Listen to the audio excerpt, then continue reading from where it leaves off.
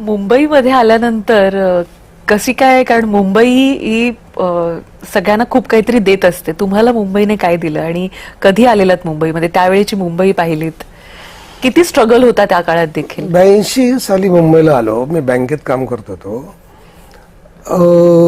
आम्ही छबिलदासला जायचो. त्यावेळेला नाटक खूप चांगलं असायचं. आविष्कार, अरविंद देशपांडे, सुलभा देशपांडे, जयदेव हट्टंगडी, रोहिणी हट्टंगडी, माधव वाटवे, यशवंत दत्त,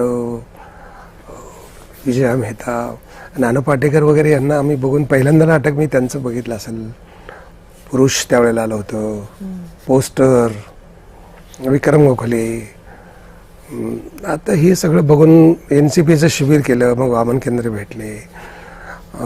अशोक रानाडेंनी मला त्यांनी खूप चांगले संस्कार दिले. म्हणजे मी तेवढे घेतले नसतील एवढा मी त्यांचा ज्ञान होतं त्या पद्धतीचं, तेवढ्यापर्यंत नाही पोचलो.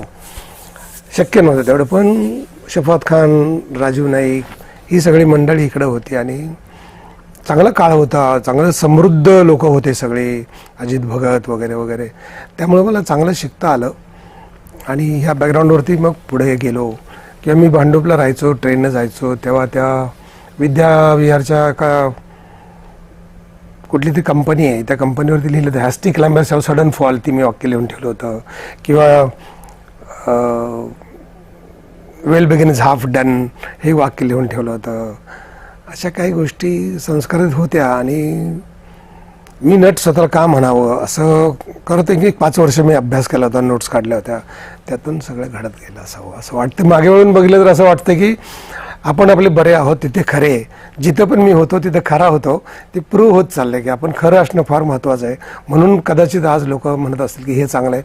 पण लोकांसाठी आपण करत नसतो, आपल्यासाठीच आपण करायला हवं असतं. आपल्याला बरं वाटतं तेच आपण करावं आणि आपल्याला ज्यात बरं वाटतं तेच केलं तर चांगलं असतं. तसं जगायला पाहिजे असं वाटतं.